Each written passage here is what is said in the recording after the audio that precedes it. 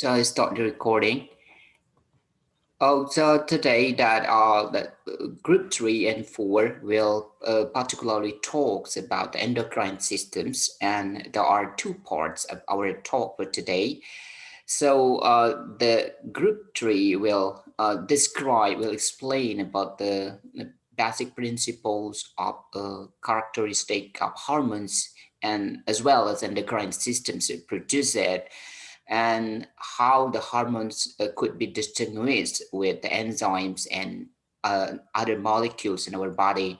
And also the third group will talk about the mechanisms of biosynthesis and also the distributions or transportations of the hormone to reach its cell targets, targeting cells. And furthermore, the group force also will talk about the particular mechanisms of uh, different types of hormones actions on the targeting cells. So including the steroid-based hormones and peptide-based hormones that will work in a different mechanisms in the targeting cells. And then this group also will talk about the manifestations of the hormones. This is the physiological outcomes that will be occur when such a hormone works in the targeting cells. And furthermore, the group 4 will continue to explain about the regulations of the hormones, so including the feedback mechanisms in controlling the level of the hormone in our body.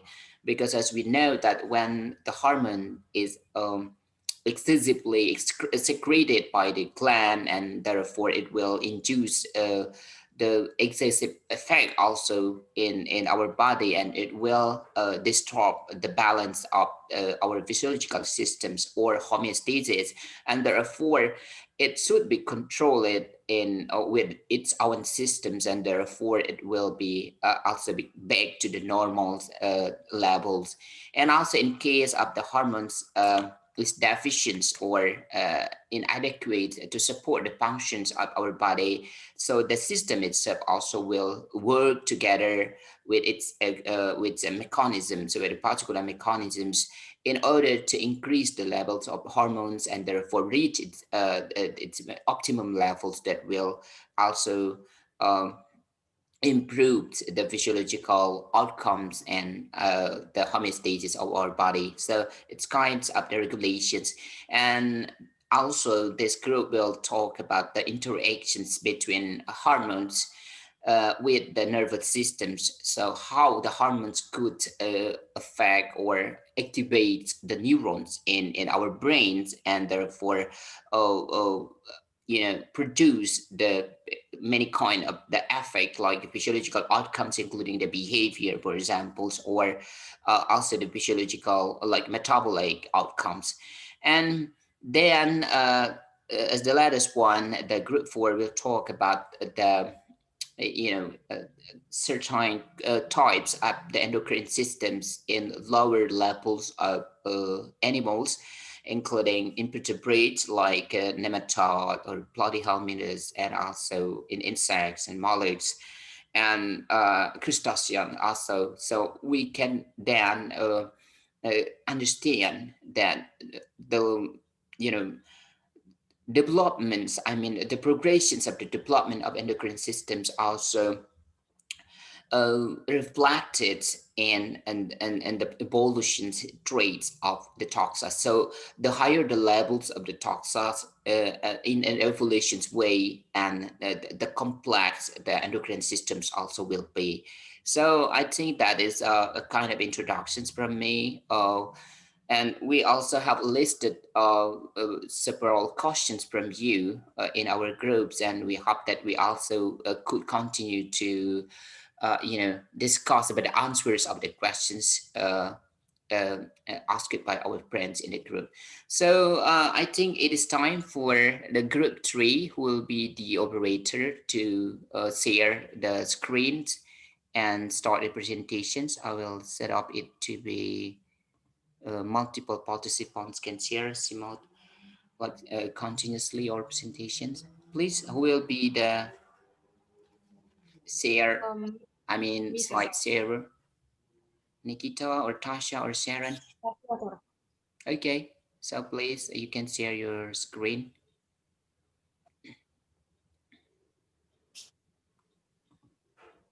Tasha will first. Okay. Okay. Apakah sudah terlihat? Sir. Yes, but could you make it like a slideshow mode? Okay, that's just perfect thing.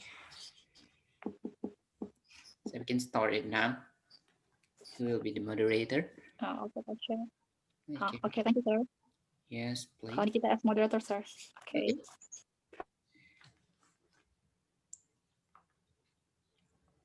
Endocrine systems. Okay, good afternoon, sir. Third group will present about endocrine system part 1.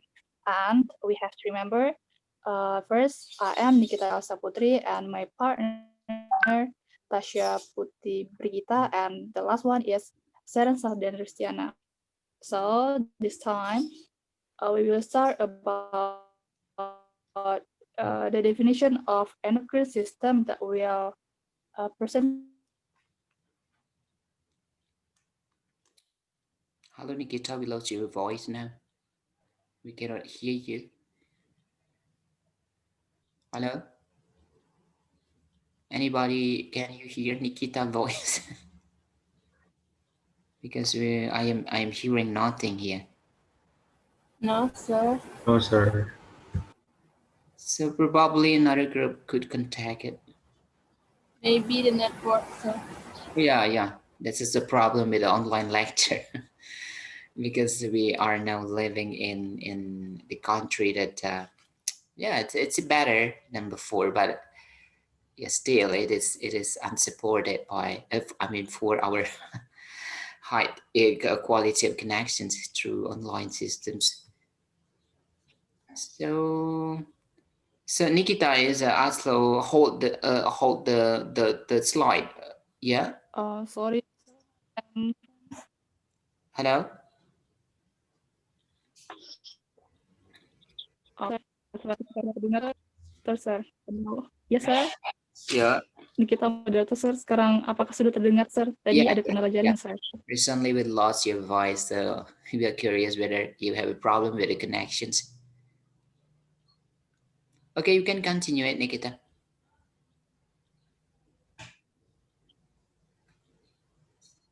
Please. Okay, first. Yeah. Okay, diulang lagi. Sorry. Yeah. Okay, good afternoon, dear friends and teacher. We are from third group. We'll present today about endocrine system part 1, and we have to remember first is Nikita Elsa Putri and my partner is Tasya Putri Brigita, and the last one we will present about definition endocrine system that will present by Tasya Putri Brigita. To Tasya, time is yours. Okay. First, I will explain to you the general of endocrine system. Endocrine system is consists of several organs. And then the endocrine system is also called internal secretion gland. The endocrine system has a function such as to produce and release hormone into the bloodstream. Why hormone release into the bloodstream? Because the endocrine glands doesn't have specific blood or vessels. Friends, suaranya bisa dikerasin lagi. Soalnya hujan di sini. Yeah. Okay. Next, nervous system and endocrine system work together to make coordination system in animals. But there are two differences between nervous system and endocrine system. Nervous system, first, nervous system distribute electrical signal, and endocrine system distribute chemical signal.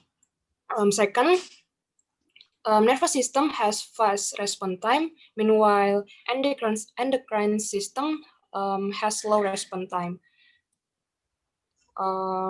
So the specific characteristic of hormones such as first, hormones are produced and secreted into the blood by endocrine glands.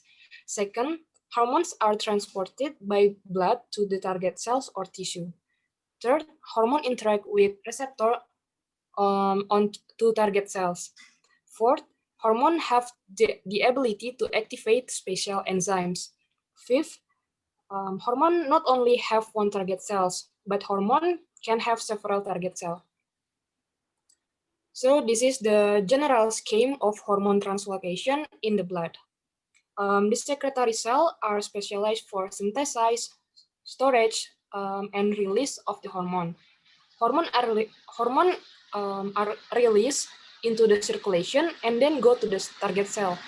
Jadi hormon ini disintesis dari kelenjar yang sudah ada.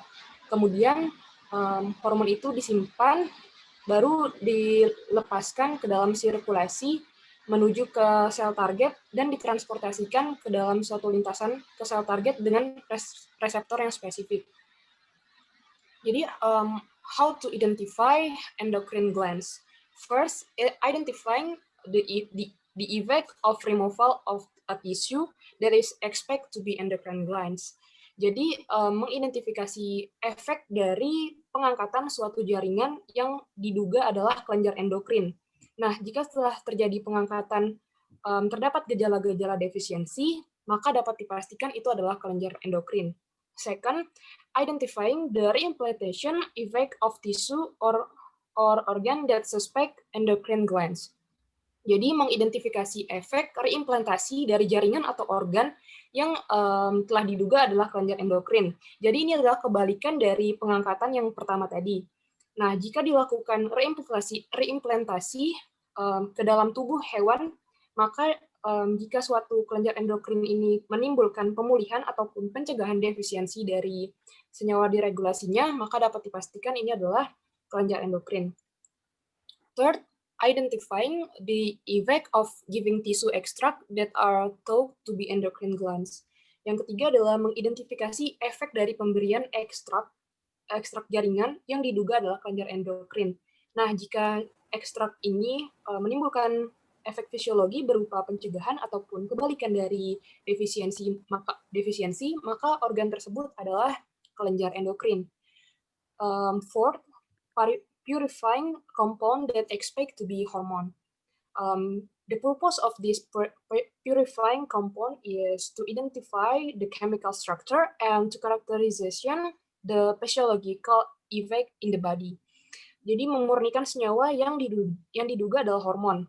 Purifikasi ini atau pemurnian ini bertujuan untuk mengidentifikasi struktur kimia dan mengkarakterisasi efek fisiologi pada uji tertentu.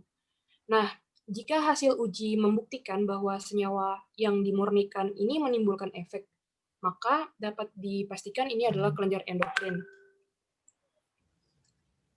I give back to moderator. Okay, please continue. The next presenters. Who will be the next presenter? Okay, thank you to Tasha that has been presented before.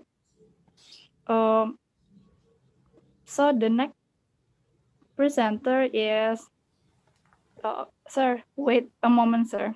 Okay, that's okay, we can wait. Do you have a problem with your device? So we have heard the presentations about the basic principles, how to identify the hormones and identify the gland that suspected as endocrine. So there is also a great opportunity to identify the new type of hormones in our body. That about 7 years ago, 2013, one new hormones, novel hormone was identified by researchers in Astor Laboratory in National University of Singapore, and they identified elabela.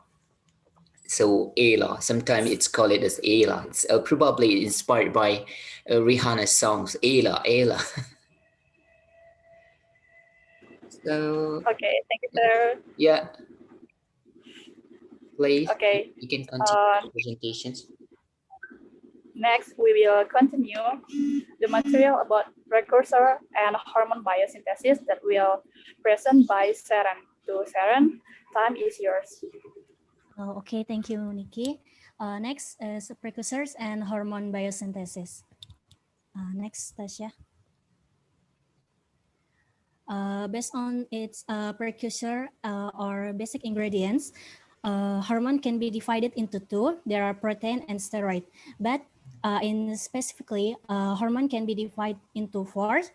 There are four kinds of endocrine hormones based on their basic ingredients. First, polypeptide. Second, glycoprotein.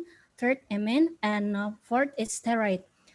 Polipeptida ini adalah hormon yang tersusun atas rantai asam amino yang lebih pendek dari 100 asam amino. Contohnya adalah insulin, neswatin-1, elabela. Nah, polipeptida ini merupakan kelompok hormon yang paling banyak jenisnya di dalam tubuh.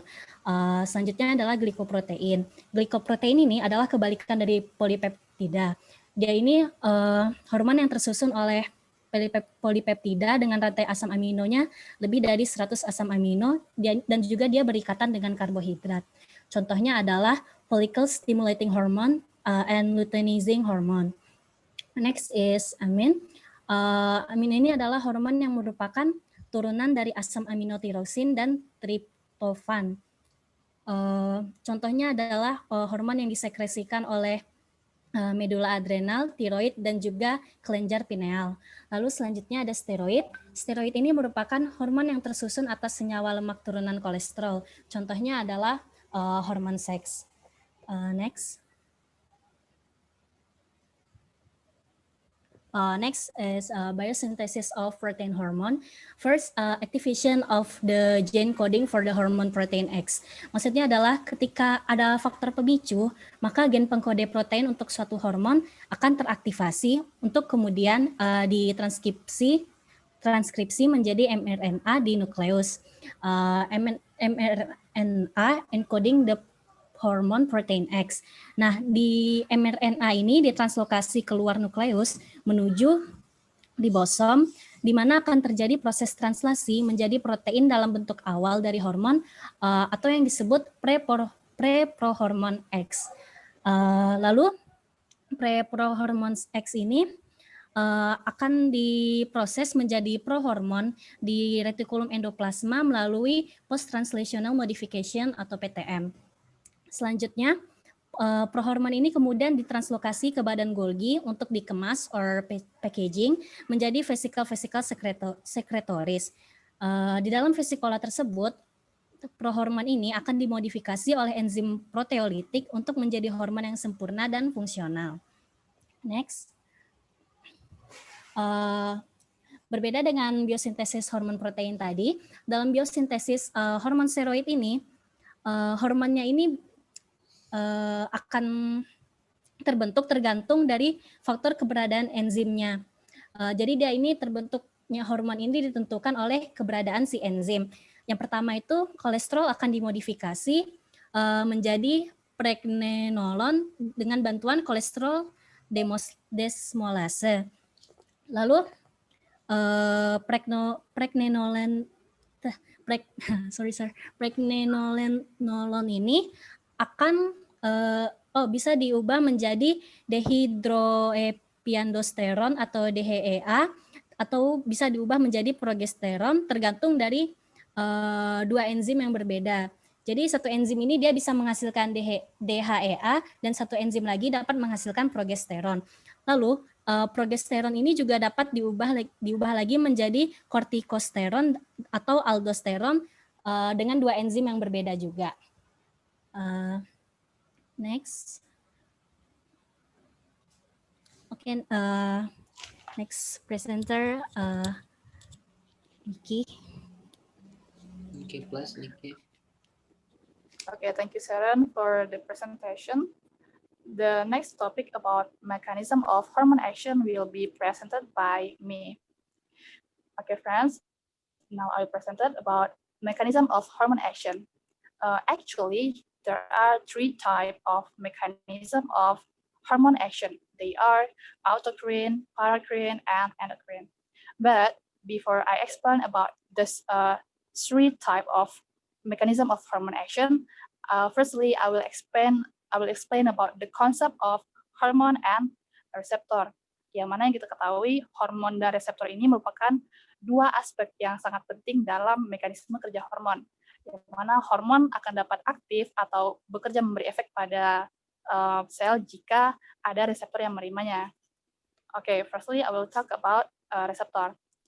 Receptor are found in protein molecule that found on target cell. So it can be found on cell membrane, in cytoplasm, or even in nuclei. Next, we will talk about the characteristic of hormone. Hormone work as specific, meaning that the certain hormone will bind to certain receptor as well. Jadi hormon itu juga bekerja seperti enzim yang punya receptor spesifik. And then the bond between the hormone and the receptor will akan membentuk kompleks hormon dan reseptor, and this will accelerate to slow down or change the function of the cell, which ultimately the hormone will control a whole function of the target cell. Okay, next slide.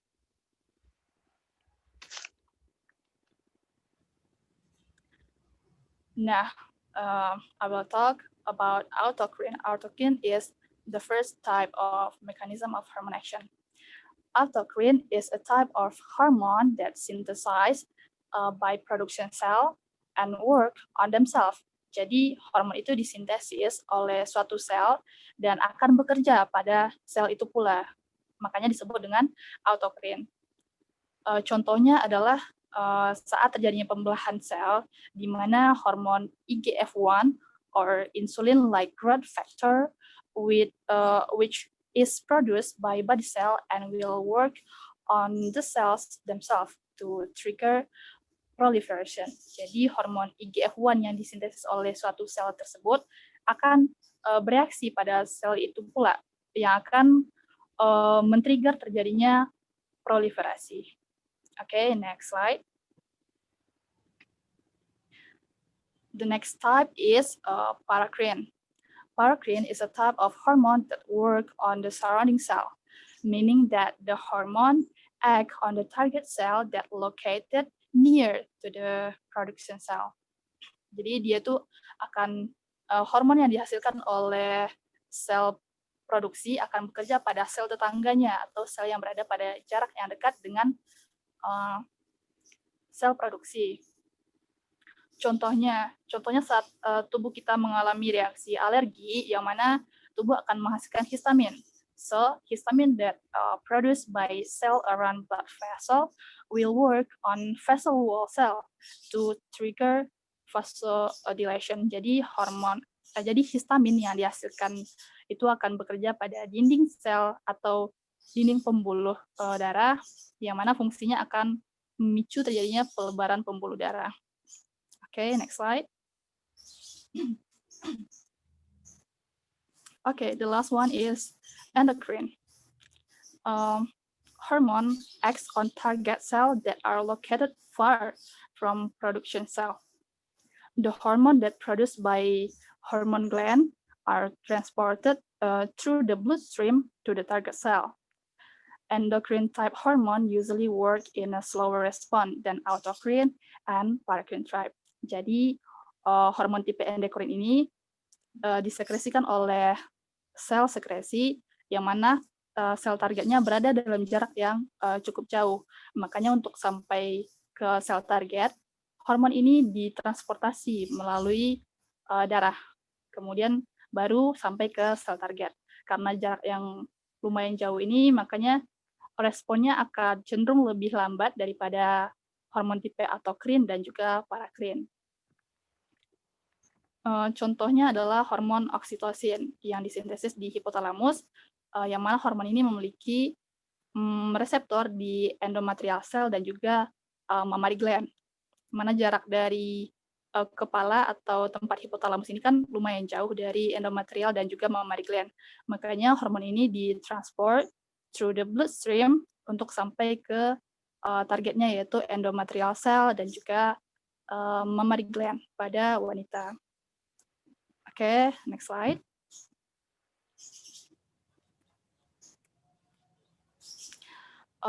Okay, now we will talking about the mechanism of hormone action yang mempunyai reseptor di sel membran. Hormone that are classified as peptide or non-steroid hormone and protein group and most combination of amino acid and derivatives will work on the target cell by first binding to the receptor on the target cell membrane. The interaction of the hormone and receptor will membentuk sistem kerja seperti lock and key. And this bonding will initiate a series of biochemical reaction that will cause a biological response. Jadi hormon tipe steroid ini memiliki reseptor di membran sel, seperti gambar di samping, seperti contoh gambar yang di samping, di mana hormon non-steroid memiliki reseptor pada membran sel karena mereka itu hormon non-steroid ini soluble in water, jadi hanya bisa larut di dalam air. Yes, sir. Because in slide now, it is depicting the steroid hormones, not peptide hormones. So. Oh, sorry, sir. Tasha, can you? Slide. Okay, sir. Yeah, Tasha, can you move that? Hormone in your slide. Okay. So. Di slide 15 kayaknya, Chef. It is okay. Maybe you can. Yang di maju lagi, Chef. Yeah, maju dua. The next slide you explain about this. Yeah. Nah ini dia. Yeah, that is. So okay, sir, I will continue. Hormones, yeah. Okay, sir. Jadi seperti gambar yang disajikan tersebut, terdapat hormon non-steroid, di mana hormon itu tuh soluble in water, jadi hanya dapat larut di dalam air. Sedangkan seperti yang kita ketahui, membran sel itu terbuat dari lipid bilayer. Artinya hormon non-steroid tersebut tidak dapat menembus membran sel tersebut. Makanya hormon tipe ini hanya memiliki reseptor yang terletak di membran sel berupa protein. Untuk mekanisme yang terjadi pada contoh gambar ini itu sebenarnya kalau hormon non-steroid ini mereka memiliki dua tipe kerja. Yang pertama itu ada first messenger dan yang kedua ada second messenger. Kalau yang first messenger itu saat hormone and receptor binding, mereka akan mengaktifkan ADP menjadi GTP, kemudian akan mengaktifkan juga G-stimulatory protein atau protein G yang berwarna hijau tersebut, di mana protein ini juga akan mengaktifkan enzim adenyl siklase yang berwarna ungu atau biru tersebut. Kemudian dari enzim ini akan mengaktifkan ATP menjadi CAMP atau cyclic AMP. Nah, cyclic AMP inilah yang akan menjadi second messenger yang akan mengaktifkan protein kinase, kemudian protein kinase ini juga akan mengaktifkan enzim spesifik yang akan melakukan kerjanya seperti merubah suatu substrat menjadi suatu produk sesuai fungsinya masing-masing. Oke, selesai di slide ini. Move to the next slide, Tasha. Nah, next is the mechanism of hormone action that have receptor in cytoplasma dan juga in nuclei. Steroid hormone and some amino acid derivative hormone such as thyroxine that produced from thyroid gland in mammal have receptor located in cytoplasma or called cytosolic receptor. Hormone in this group will with cytosolic receptor have a high ability to dissolve in fat and very easily cross the plasma membrane of the target cell. In the cytoplasma of the target cell, hormone will combine with specific receptor, and this interaction will form a hormone and receptor complex. So the hormone and the receptor complex will initiate a change or initiate a mechanism according to the function of the hormone. Jadi kebalikan dari hormon non-steroid, hormon tipe steroid ini dia itu bisa larut di dalam lemak. Jadi hormon tipe steroid ini dengan mudah menembus membran sel menuju reseptornya di sitoplasma ataupun di inti sel. Bisa kita lihat pada contoh gambar di samping, di mana ini adalah reaksi transkripsi mRNA, di mana steroid hormon ini mampu melewati membran sel dan juga melewati sitoplasma. Karena reseptornya terletak di inti sel, hormon ini memasuki inti sel dan berikatan dengan reseptornya, membentuk hormon dan reseptor kompleks. Nah, ikatan ini akan langsung menginisiasi kerja atau menginisiasi transkripsi mRNA sesuai fungsi dari hormon tersebut. Oke, next slide. Manifestation of hormone work will explained by Seren. Back to Seren. Okay, thank you, Nikki. The last topic, we will talk about manifestation of hormone works. Jadi manifestasi ini dapat terjadi secara langsung maupun tidak langsung. Tapi manifestasi ini dapat kita bagi menjadi 4. There are kinetic manifestation, metabolic manifestation, morphogenetic manifestation, and behavioral manifestation. Manifestasi kinetik ini dapat menyebabkan kontraksi pada otot seperti pada epinefrin, lalu migrasi pigmen kulit pada melatonin, dan juga sekresi kelenjar eksokrin pada gastrin dan sekretin, juga sekresi terhadap kelenjar endokrin pada ACTH, TSH, atau LH. Lalu pada manifestasi metabolik itu dia dapat meningkatkan respirasi itu pada tiroksin, lalu juga pada metabolisme protein yaitu GH, insulin, dan glukagon, lalu juga menyeimbangkan ion dan air pada aldosteron dan ADH, dan juga menyeimbangkan kalsium dan fosfor pada paratormon dan juga kalsitonin, serta meningkatkan nafsu makan pada grelin. Lalu selanjutnya ada manifestasi morfogenetik. Ini dia itu men-trigger pertumbuhan dan perkembangan pada organogenesis kardiak, yaitu pada elabella, lalu juga pada pertumbuhan seperti di GH, lalu molting, itu contohnya tiroksin dan kortikoid, dan juga pada metamorfosis yaitu dengan tiroksin. Lalu selanjutnya yang terakhir adalah manifestasi tingkah laku, manifestasi perilaku. Dia ini memicu proses aktivasi kompleks saraf pada estrogen dan progesteron, serta sensitivitas terhadap perangsang khusus pada androgen dan prolaktin. Okay, that's all from me. Back to moderator. Okay, thank you, Seren.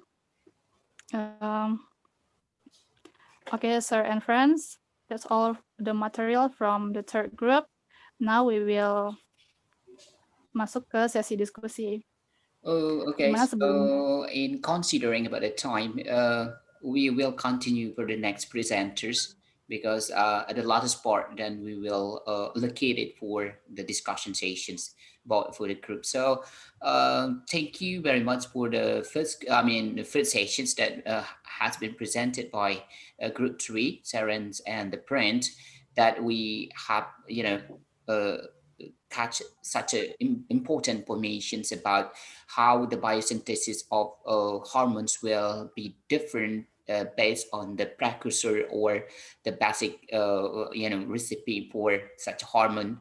So as we see previously that in the slide shown that the peptide hormones will be synthesized using the gene activations based mechanism. So of course, every protein should have a particular, uh, I mean, gene encoding of the protein, and therefore, if we want to synthesize or produce such a peptide, we should induce the activations of the gene, and therefore the gene will be transcribed and then will be translated, and then it will be translated, and it will produce the protein. So the protein will be function as the hormones, but it will be different case in steroid hormones, because it doesn't require the gene expression based mechanisms. Why? Because it is just the modifications using the enzymatic mechanisms of the cholesterol. So there is no gene encode the cholesterols. With the cholesterols, we obtain it from our foods. We consume lipid or any kind of the fatty diets, or even our body could metabolize other sources to be cholesterols, and therefore the steroid hormone synthesized or biosynthesized using only the modification of the cholesterols by deploying many kinds of the enzymes. So it is enzymes based mechanisms. So it's a very clearly different between peptide and steroid hormones. And then the group, the first sessions also, the third group also have explained about that when acts on the targeting cells, the steroid hormones and the peptide hormones also will be elicit at different mechanisms. So the peptide hormones, because they couldn't directly penetrate the membranes of the targeting cells, because the peptide is proteins based, and the membrane is not a protein, but it is majorly composed of bilayer lipid. So it is not any kind. The protein cannot be soluble in the membrane, and therefore the peptide hormone couldn't cross the membranes, and therefore in such cases the peptide hormone should bind to the receptors only located in the surface of the cells, so located in the membranes of the target cells. But the difference with the steroid hormones, the steroid hormone should work because should work to activate, to bind with the receptors located within the cells, both in cytoplasms or commonly in the nuclei, to directly induce the gene activations. Because why? Because the steroid hormones is originated from cholesterols, and the cholesterols is the lipid, and therefore it could directly become soluble and penetrates the membranes, and then it enters the cells, and therefore will also reach the nucleus, and therefore interact with the receptors located in the nucleus and bind to the gene and activate the gene expression. So I think that's two basic principles in understanding the different mechanisms of the biosynthesis, and also the mechanisms of actions of each hormone in the targeting cells. So thank you for the third group, and then we will next continue to the presentations of the fourth group, please, who will be the slide operators and also will be the moderators as well. Please, who will be Abyan and Melania and also Tiara. Okay, sir. Yeah. I am Melania. In this time, will be the moderator, sir. Okay, thank you. Okay. Thank you before to edit that help us, and then Assalamualaikum warahmatullahi wabarakatuh. Waalaikumsalam warahmatullahi. So in this time, we are from group 4. We'll be present about endocrine system part 2. So I am Melania Putrisayan as a moderator now, and I have a partner, Muhammad Abian and Tiara Celia Pratiwi. Next slide, please. So in this afternoon, we will present about 3 subtopics. The first topic is hormones feedback system, and then the second is interaction of hormones and nervous system in Then the last topic is about endocrine system in invertebrates. So the first presenter is Abian. So to Abian, time is yours. Okay, thanks to Nia as moderator. First, hormone feedback system.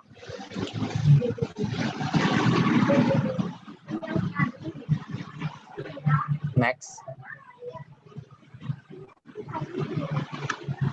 a feedback mechanism is a cycle of events in which the state of a certain aspect of body condition. For the example is temperature is continuously monitored and adjusted accordingly to maintain a condition control with a safe range so that the body continues to function successfully as opposed to taking damage, for example, due to overheating. Jadi, mekanisme umpan balik ini berfungsi ketika tubuh mengalami yang namanya anomali. Contohnya, ketika tubuh mengalami temperatur yang lebih tinggi, maka tubuh akan melakukan umpan balik negatif, di mana umpan balik negatif itu merupakan upaya untuk menstabilkan keadaan tubuh yang suhunya terlalu tinggi tadi. Next.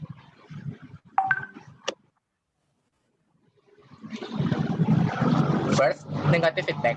Negative feedback is the main mechanism in the endocrine system to maintain homeostasis, the regulation of hormone secretion. Negative feedback occurs when there is an increase in hormones in the blood which result in inhibition of hormone secretion. Dapat kita lihat pada gambar di samping, terdapat dua mekanisme kontrol umpan balik negatif, yaitu lengkung panjang dan lengkung pendek. Lengkung panjang merupakan pada lengkung panjang, hormon kelenjar targetnya menghambat sekresi releasing hormone di hipotalamus. Hormon kelenjar target menghambat respon terhadap releasing hormone di pituitary anterior. Sedangkan lengkung pendek, hormon pituitary anteriornya menghambat sekresi releasing hormone di hipotalamus. Next. Yang kedua yaitu umpan balik positif. A positive feedback occurs when hormone levels in the blood result in increased secretion in the endocrine glands. Positive feedback generally controls rare conditions such as ovulation, childbirth, and blood clots. Contohnya dapat kita lihat di samping, peningkatan hormon estrogen di pituitari akan menyebabkan LH meningkat sehingga menyebabkan ovulasi di ovari.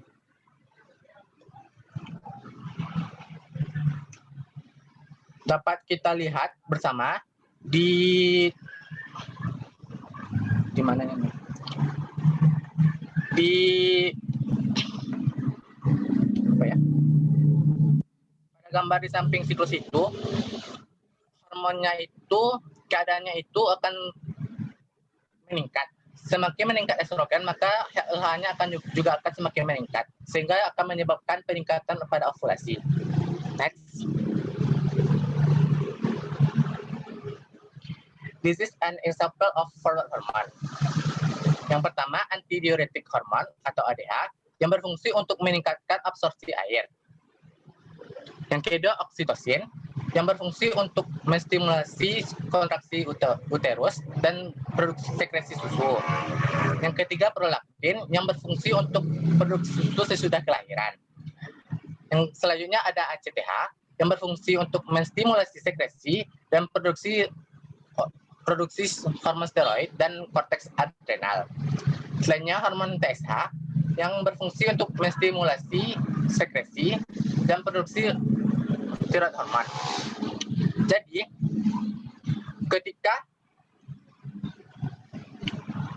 kita contohkan pada suhu tadi, bila suhu terlalu tinggi, maka air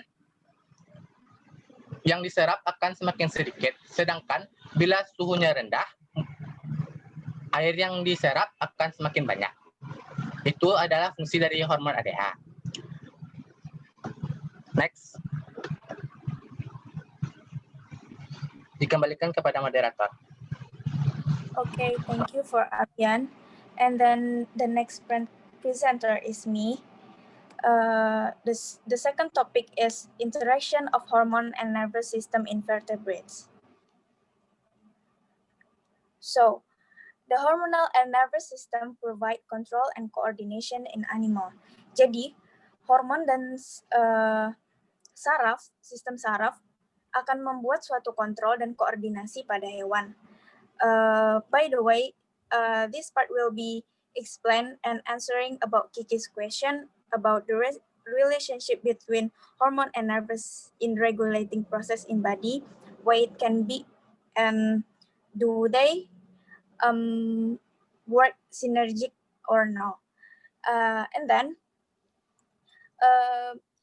sama-sama kita ketahui bahwa hormon itu merupakan senyawa organik yang disekresikan oleh kelenjar endokrin, yang dimana hormon ini akan menghasilkan sebuah respon atau sebuah aktivitas biologis pada hewan. Kemudian, apakah hubungan antara hormon dan sistem saraf itu? Jadi, hormon dan saraf itu mengatur regulasi tubuh, mengatur kesetimbangan tubuh dan proses homeostatis, seperti mengatur kadar garam dalam tubuh, kadar gula, agar tetap seimbang. Kemudian, sistem hormon dan sistem saraf ini bekerja secara berkaitan untuk mengontrol dan memadukannya sehingga akan mempercepat ataupun memperlambat suatu respon. Kemudian kerjanya itu bisa dilihat pada proses di bawah ini. Yang pertama itu ada neurohormon. Neurohormon. Jadi neurohormon itu adalah hormon yang disekresikan oleh saraf yang nanti akan dilepaskan kepada sinapsis, yang dimana zat yang dilepaskan kepada sinapsis itu disebut juga dengan neurotransmitter, and then will be disirkulasikan ke organ target, dan organ target tersebut akan menghasilkan sebuah respon di dalam tubuh. Next. Brain is the one of where hormones working. Jadi, otak adalah salah satu tempat di mana hormon itu banyak bekerja.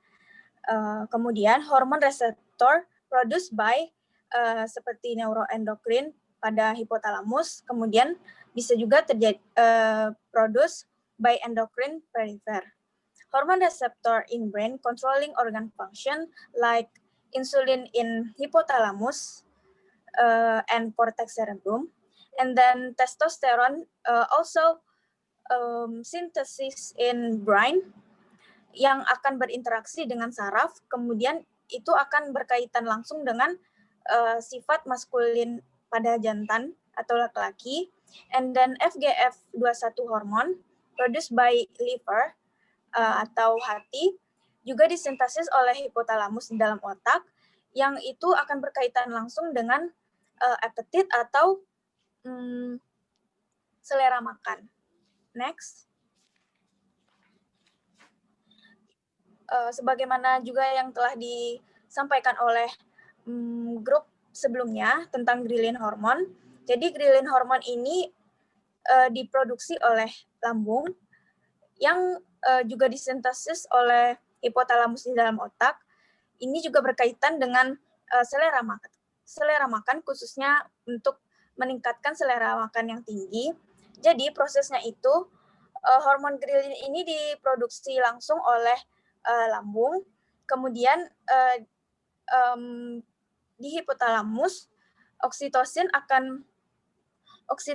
akan dan neuron penghasil neuropeptidae akan menghasilkan suatu respon, yaitu suatu respon apabila hewan atau manusia itu sedang lapar. Jadi hormon ini akan meningkat pada saat cadangan makanan di dalam lambung hewan itu sedang sedikit, dan akan menurun kembali apabila makanan yang masuk ke dalam sistem pencernaan itu sudah menurun kembali.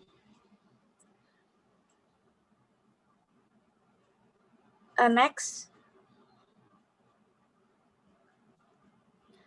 is elabella hormone.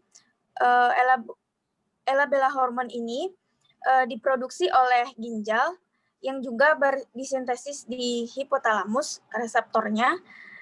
Jadi hormon elabella ini diproduksi oleh ginjal. Kemudian hal ini akan berkaitan juga dengan proses dengan selera makan atau apetit.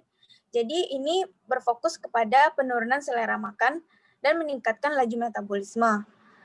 Sehingga nanti hal tersebut akan menghasilkan obesitas atau diabetes mellitus. Kemudian aktivitas saraf dan hipotalamus berkaitan dengan penurunan dan peningkatan laju metabolisme ini.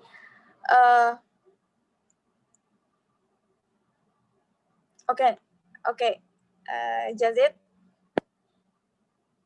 And then I will give to the next presenter, is Tiara. To Tiara, time is yours.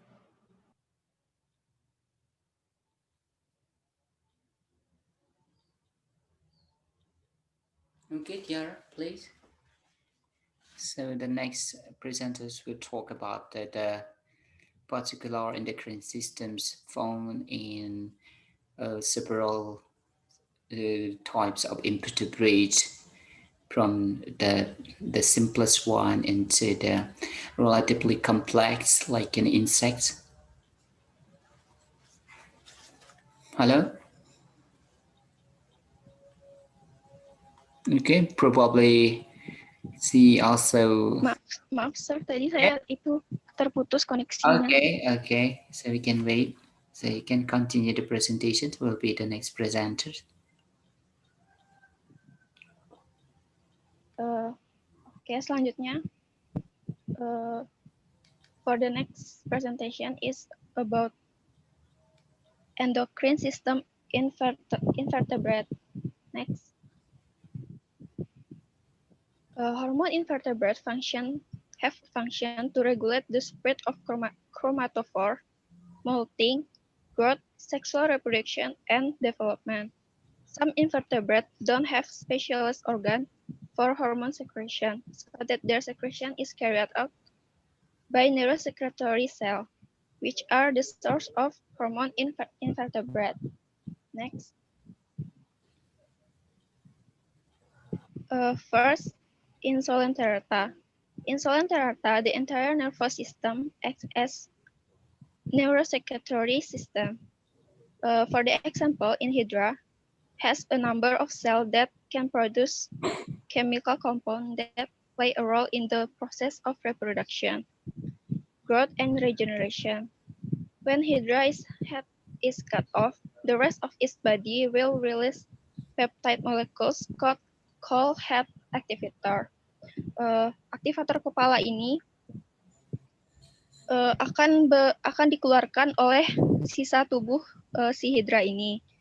Kemudian aktivator kepala ini akan menyebabkan sisa bagian tubuh tersebut beregenerasi dan muncul mulut dan tentakel yang kemudian akan memunculkan bagian kepala. Next.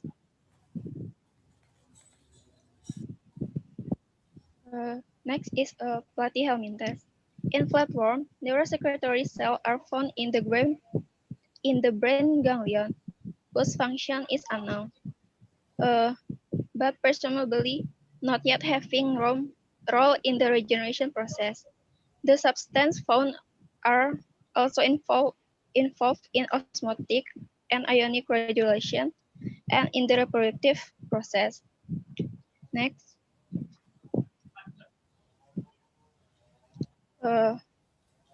Next is nematoda. The role of neuroendocrine control in nematoda is in the parasitic group. Like many parasitic organisms which have different stages in their life cycle and often complete their life cycle in different hosts. The developmental change of the nematoda must coincide with the movement of these nematoda to a new environment and host. Nematoda also have a neuroendocrine system which is associated with the nervous system in the ganglia in the head and several nerve cords that pass along their bodies. Next.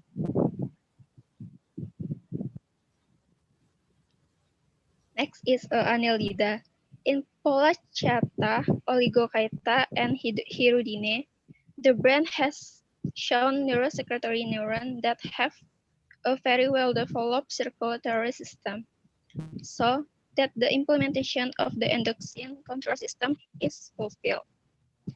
The endocrine system in annelid is connected with activities such as growth, development, regeneration, and development of the reproductive system. In the metamorphosis of adult Polychaeta worms, they can undergo epitasis, which is a change in a number of body.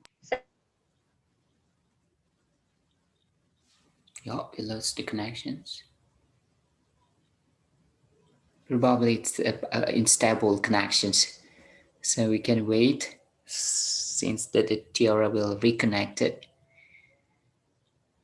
So this is the latest part talking about the hormones in invertebrates from the very lower class of the animals, like from the platyhelminths, and then to annelids, and then mollusks, and also the well developed endocrine systems could be found in arthropod. I mean in insects like. The major research focus on investigating the endocrine systems in butterflies or any kinds of the lepidopterans. That it is common that the major hormones found in such organisms that did not found in other lower taxa like annelids. So such hormones are so important, indicated characterizations of the evolutionary or progress of such toxins in the development. Yeah, please, Tiara. So you are not connecting. Could Yes. you continue your Sorry, sir. could you continue explanations about the hormones in particular? Yes, sir. Yeah, please. Next, in the metamorphosis of adult Polychaeta worms, they can undergo epitasis, which is a change in a number of body segments into reproductive structure. These epitases are controlled by the neuroendocrine system. The hormone release will inhibit the epitope so that the epitope will take place when the hormone levels are very low. Next.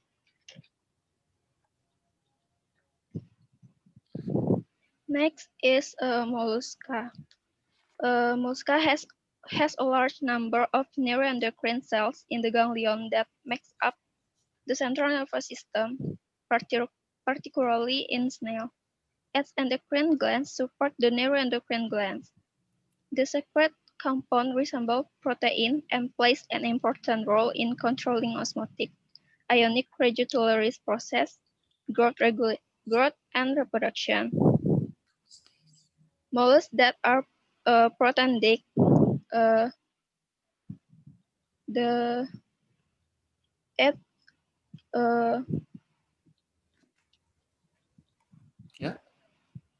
are found to have hormone that can stimulate the release of eggs from the gonads and the release of eggs from the body. In cephalopods, their reproduction takes place under the control of the endocrine glands.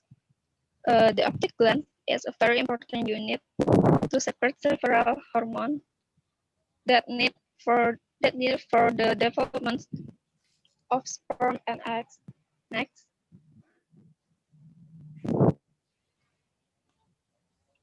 Next is crustacea. Crustaceans have a major neuroendocrine control system, serve to control osmotic and ionic regulation, heart rate, blood composition, growth regulation, and molting. Crustacean neuroendocrine cells are present in three main parts. First is sinus gland complex or sinus gland organ X complex. Second is postcommissural organs. Third is pericardial organ. Uh, sinus gland kompleks ini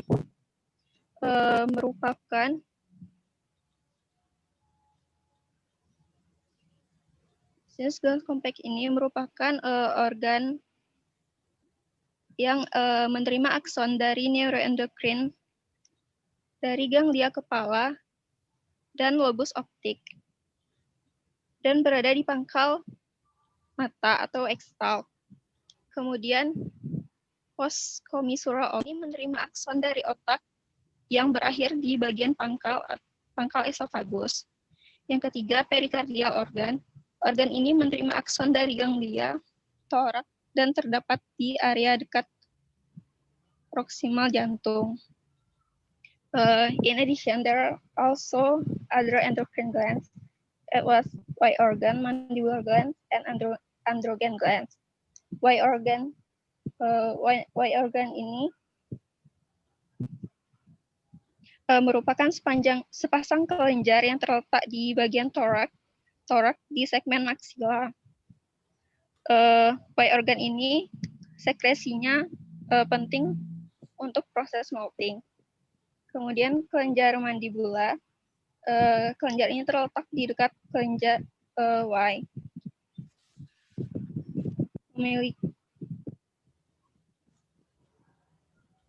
Selanjutnya yaitu androgen gland. Kelenjar androgen ini merupakan kelenjar yang berasosiasi dengan organ reproduksi.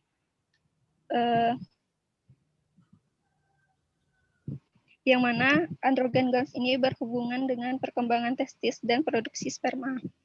Next. Selanjutnya itu insekta. The endocrine system control various growth activities and molting, and change in the shape of the insect is known as a metamorphosis process. There are three main groups of neuroendocrine cells. First is medial neurosecretory cell. Medial neurosecretory cell have an axon extending to the corpora cardia. Second is lateral neurosecretory cell that have axon extending to the corpora cardia. Third is subsophageal neurosecretory cell. It's located under the esophagus and have axon that extend to the corpora alata. Next.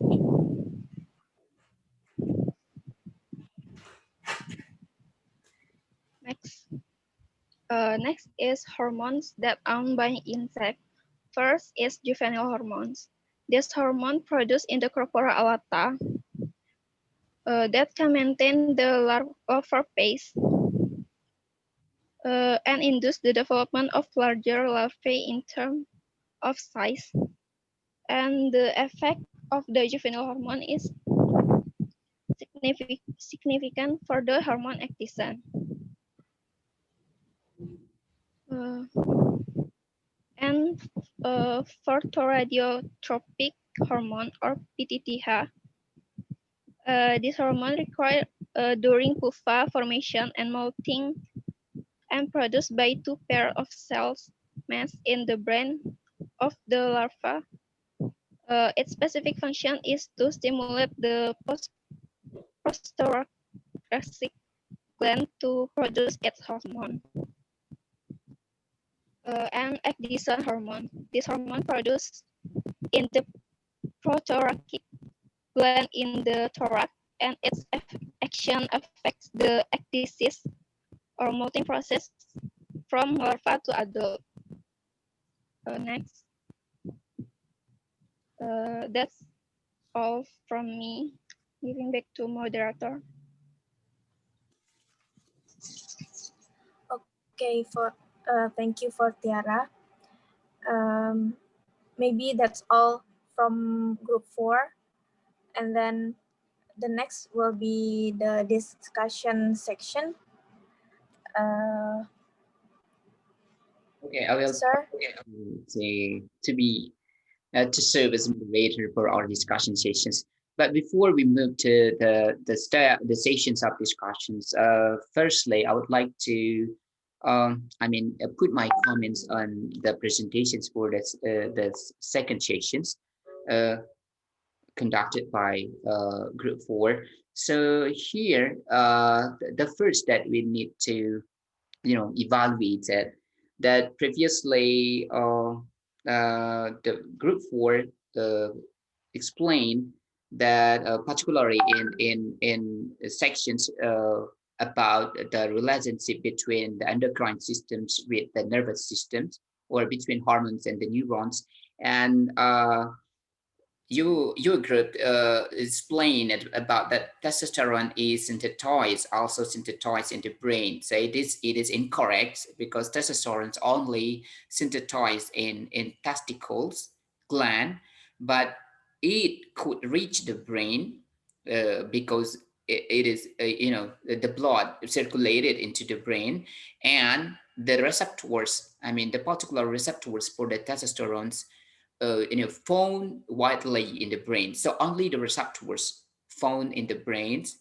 So the testosterone from the testicles will act on the brains through the receptors. So that is the correction from me, that the testosterone is not synthesized in the brain, but the receptors is occurs in the brain. And the second also, the explanations about the ghrelins. So the actions of ghrelins. So ghrelin is hormones secreted by our gastrics, our gut, and when it's secreted. So when the gastric is empty, so the emptiness of the gastric will relax. It's a kind of balloon, like when you fill the balloon with the air, it will be increased the size. But when the air is empty, it will be a kind of flat, or maybe the volume will decrease. So in case of the gastric also, when for example we aren't eating for such a long period, for example since morning we did not eat yet, so our gastric will be empty, and the emptiness of the gastric will make it become flat, and the muscle, the smooth muscle located in the wall of the gastric will also be relaxed. So the relaxations of the smooth muscles of such gastrics will induce the secretions of the ghrelins. So there are four. That's the mechanism, the simplest mechanisms why when our gastric is empty during the hunger state, then the ghrelin will be released because the relaxations of the smooth muscles. So the ghrelin will be secreted into the bloodstreams, and the blood will carry it into the brains. And in the brain, particularly in hypothalamus, there is neurons called neuropeptide Y or NPY. And these neurons is particularly important, taking the key roles activated by the ghrelins. So the ghrelin will bind to its receptors located in NPY neurons, and then the NPY neurons will be activated, and it will induce the hunger state. So you will be hungry, and you need to eat. So the urge to eat is because the neurons of NPY is activated by the ghrelins, and therefore that is the simply point mechanisms about how the ghrelin could induce the increase of appetite. And what is the role of the oxytocins as shown in the figures? So the oxytocins is inhibit the actions of ghrelins. So oxytocins produced also in the brains, it will inhibit the actions of the ghrelins, and therefore even the ghrelin is released by our gastrates, and it will reach the brains and activates the NPY neurons, but the action is inhibited by oxytocin, and therefore ghrelin will fail to induce the hunger state, and therefore by increasing the oxytocin, we keep we will feel a kind in satiety state, not in appetite state. So that is my corrections. And also about the elabella also. So elabella is also hormones that acts in the hypothalamus. It will induce the activations of the neurons, including ABP or arginine vasopressins, and also CRH, corticotropin releasing hormones. So that's two types of neurons. Upon activations, upon activated, it will induce the decrease of hunger. So you will feel full, and you don't need to eat because of the activations of such neurons. So I think that is the additional explanations from me related to the second session's presentation. So now we will continue to discuss about the questions. So I found there are 6 questions, 3 questions for the group 3, and also 3 questions for the group 4. So let me read it. Try to simplify it. So the first question, is addressed to the group 3. So Eka Yuliastuti from the group 2 asks about that related to the disorders of the hormones, because the hormones could be lower levels of the barrier deficiency, or it could be excessive or in a very high levels in our body. And about the hyposecretions or that cause the lower or deficient levels, and hypersecretions that cause the increase of the levels excessively, could also induce the certain kinds of the disease or disorders in our physiological processes. So ACA curious about what are the factors that could cause the hypersecretions or hypersecretions of hormones. So do any kinds of particular causes that may induce the hypersecretions or hypersecretions.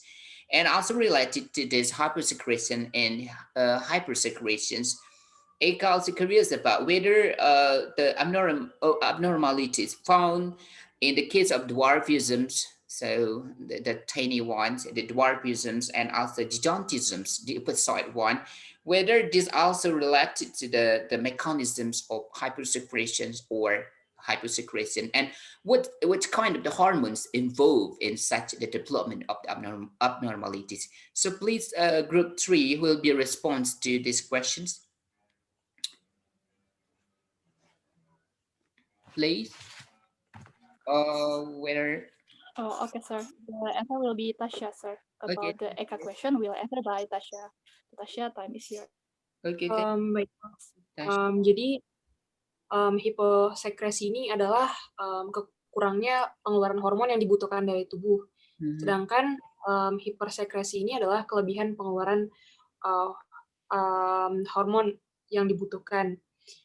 Jadi ada faktor yang menyebabkan hiposekresi.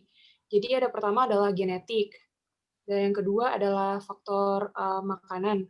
Kemudian ada faktor kimia, kemudian juga ada faktor imun, dan juga ada dari penyakit.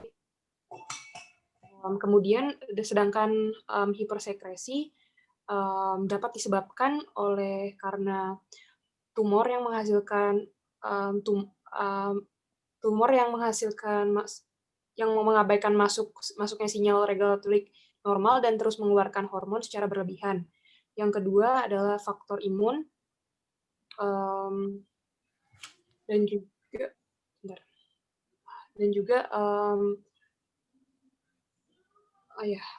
yang penyebab dwarfisme itu adalah kelainan yang mengakibatkan badan ukurannya menjadi kecil. Jadi sebagian besar kondisi dwarfisme disebabkan oleh penyakit genetik. Namun penyebab lainnya adalah dari sindrom Turner. Nah, kondisi ini hanya mempengaruhi wanita. Bisa terjadi apabila salah satu sindrom Turner. Kemudian yang kedua adalah karena kekurangan hormon X yang mempengaruhi yang hanya pada wanita. Jadi ketika wanita ini hanya harusnya mendapatkan kromosom X dari masing-masing orang tua, namun pada sindrom ini hanya memiliki satu kromosom X. Kemudian defisiensi dari hormon pertumbuhan. Penyebab dari defisiensi hormon pertumbuhan ini kadang dapat dikaitkan dengan mutasi genetik. Lalu penyebab dari gigantisme. Gigantisme ini adalah gangguan pertumbuhan yang menyebabkan seseorang tumbuh sangat tinggi ataupun besar, sehingga terlihat seperti raksasa. Gigantisme ini dapat diamati pada masa kanak-kanak. Gigantisme terjadi sebelum akhir pubertas atau sebelum lempeng pertumbuhan menutup.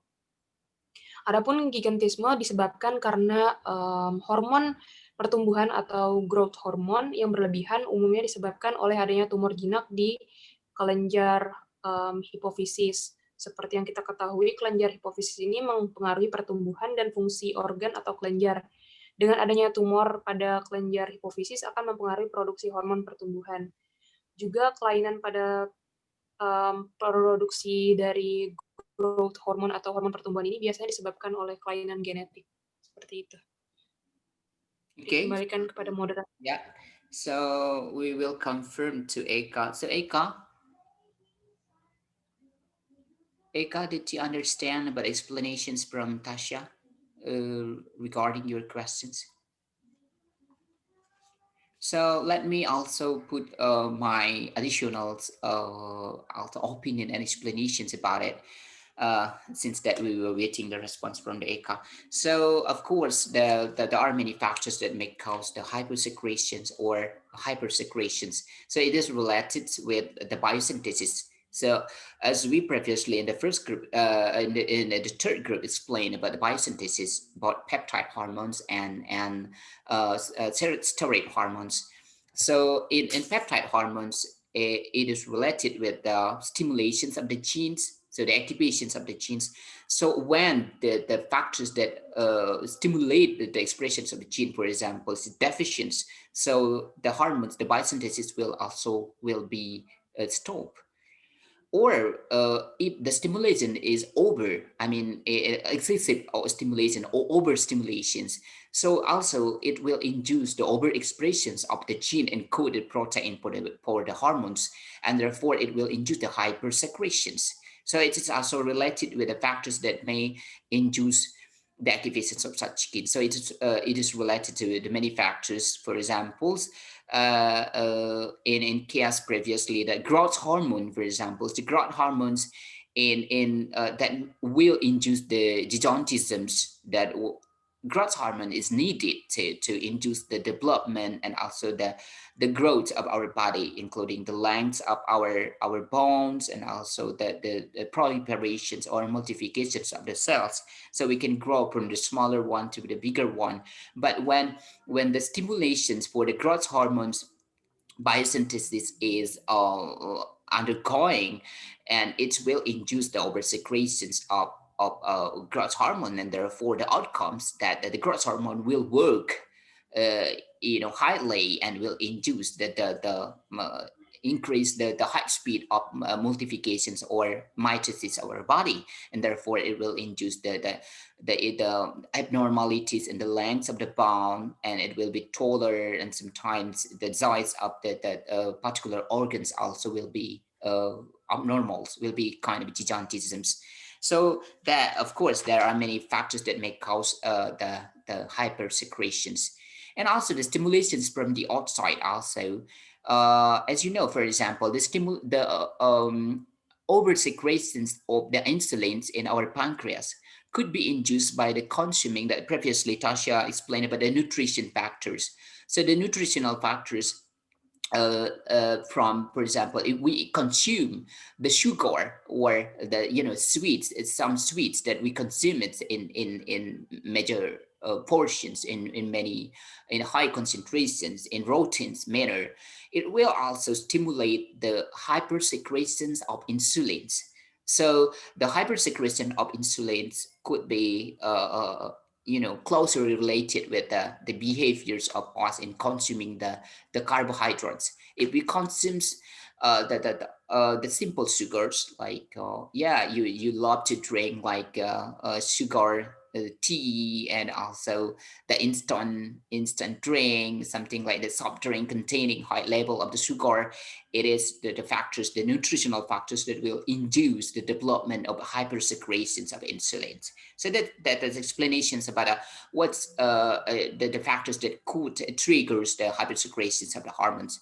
And then about the hyposecretions, sometimes hypersecretion is also related with the nutritions, because previously, as we also watched in the presentations of the third group, that for example, for the steroid hormones, if the cholesterol is deficient as the raw materials for the steroid hormones. So for example, you have a problem with a very lower concentration of the cholesterol in your body. So of course you will have problems with the hyposecretion, low level of steroid hormones. So it is related with the precursors. If you want to make a cake but you don't have the materials to make the cake, so you couldn't make it at all.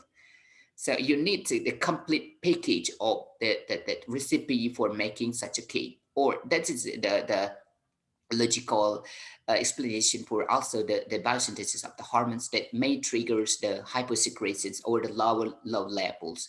And also the other factors uh, like in diabetes condition, for example, sometimes the endocrine cells that produce the hormones itself uh, are destroyed.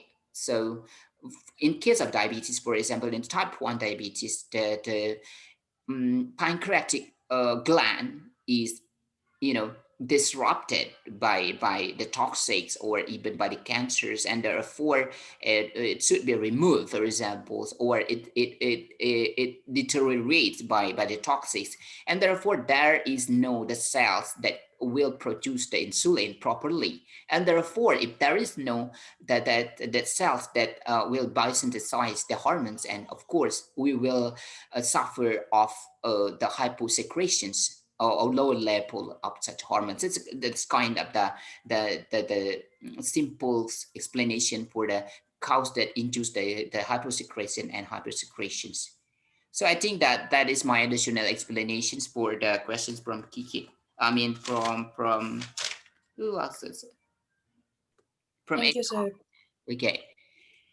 Okay, so I think we can move to the second questions asked by Kiki from Group 6. So Kiki curious about, okay, probably for this I will share my slide in order to have the explanation for this. Probably, where is my slide? So this is, so previously the first group, the third group, I mean explain about the interactions between the hormones with its receptors in the targeted cells, probably here, right? In the targeted cells. So the hormones, so this is for examples. This is hormones, and the hormones bind to its receptors. And so Kiki curious, after the hormones bind to the receptors and it subsequently triggers the reactions, the reactions in the cells, including the enzymatic reactions that will induce the physiological outcomes. But the particular questions addressed by Kiki is, after these hormones bind to the receptors, what will happen then? Whether this will continue forever bind here, or any mechanisms how, or it will leave residual compounds, for example, here, or what? how it can be. And so Kiki curious about this what will happen, and also about the steroid hormone, for example. So after this receptor, this hormone bind to a receptors, and it will trigger the activation. So the tox is accomplished, but then what will happen with the hormones bind to the receptors? Whether it will be here forever, or there is a certain mechanism that will down regulate it. So please, that tree group will respond with these very very sophisticated questions, I think. Okay, thank you, sir and Kiki, that have given a really great question for us.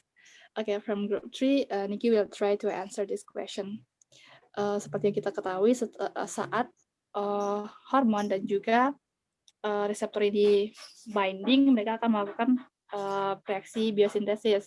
Nah, kemudian apa yang terjadi pada hormon saat berikatan ataupun setelah dipakai tersebut atau setelah prosesnya selesai.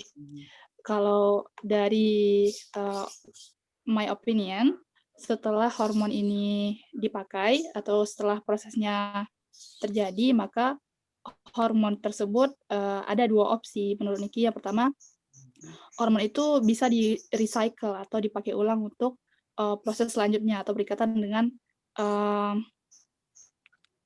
reseptor selanjutnya untuk melakukan kerja lain pula. Kemudian opsi yang kedua, hormon ini tuh akan dihancurkan atau dibersihkan, artinya dia sudah inaktif dan sudah tidak diperlukan lagi, maka akan dihancurkan oleh protein khusus ataupun enzim khusus yang ada di dalam sel, kemudian akan dihancurkan. Seperti itu, Sar dan Kiki. Mungkin untuk koreksi segitu aja jawaban dari Kiki, mungkin dikembalikan kepada Sar untuk dikoreksi.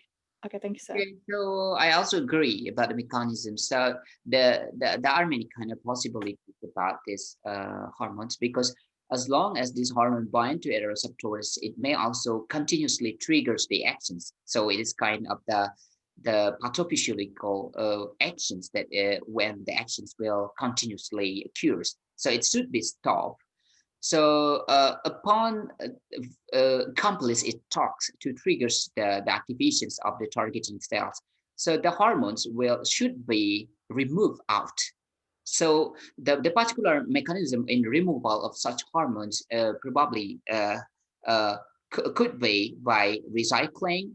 So it's recycled, and then by digestive enzyme, for example, and also actually the hormones itself, it could be easily degraded by itself or by the enzymes in within the cells for the steroid hormones, or in extracellular environmentals. So there are two possibilities, that it should be recycled, or it will be degraded by itself by the sporting of enzymes. And therefore, as we know that some hormones sometimes it's only stay for several minutes, so only not in hours.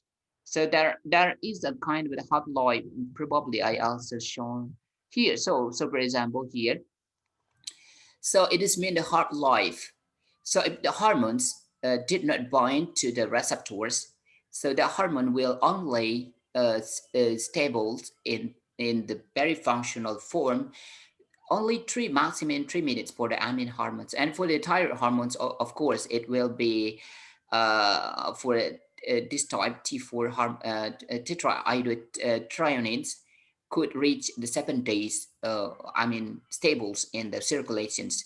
But when it binds, it will shorten its half-life. And as you see here, for examples, the longer the times, and the concentrations of the hormones itself will decrease, because there are many mechanisms that will destroy the hormone itself by the enzymatic reactions, or also by other chemical reactions.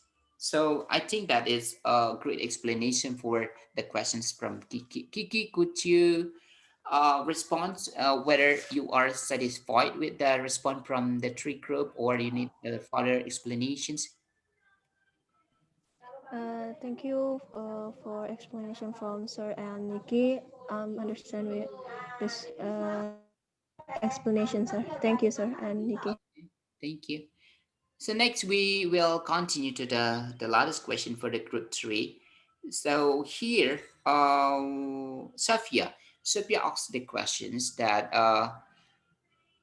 in the slide of the third group, there is explanations that particular hormones will only bind to its specific receptors. So for example, insulin will never be bind to growth hormones receptors. So insulin only will bind to its insulin receptors whenever it meets together. So the Sophia questions is there any possibilities that the hormones will not bind to the receptors in corresponds to? For example, the insulin couldn't bind with its receptors. So is there any possibilities for that? And so if so, what is the cause that will and what will happen? So what the factors that may cause the insulin, for example, fail to bind to its receptors? And if it failed to bind, so it will happen physiologically, whether it will be induce the occurrence of disease or not. So that is also great questions from Sophia.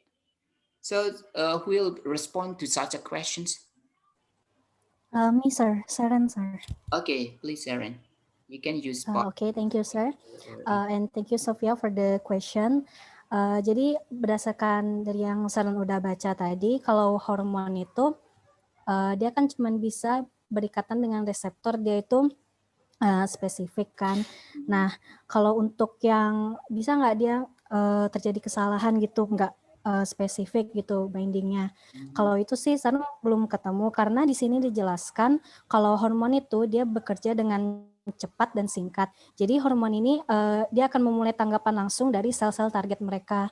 Jadi mungkin kesalahannya kalau hormon ini adanya kekurangan atau kelebihan terhadap sel target yang spesifik itu. Misalnya kelebihan hormon pertumbuhan yang tadi udah dijelasin sama Tasya juga. Lain halnya kalau enzim. Nah, kalau enzim itu dia bisa terjadi kesalahan binding itu karena adanya inhibitor. Mungkin itu yang bisa Seren jelaskan. Mungkin Bapak ada tambahan. Okay, so I also would like to put my comment here. So as you shown here, for example, in the case of diabetes, so in normal functions, the pancreas in healthy pancreas will produce the insulin, and the insulin will work in target cells like in muscle cells or in the liver cells or any kind of the cells in our body. So when the insulin reach its targeting cells, so it will bind to receptors because there is a specific receptors.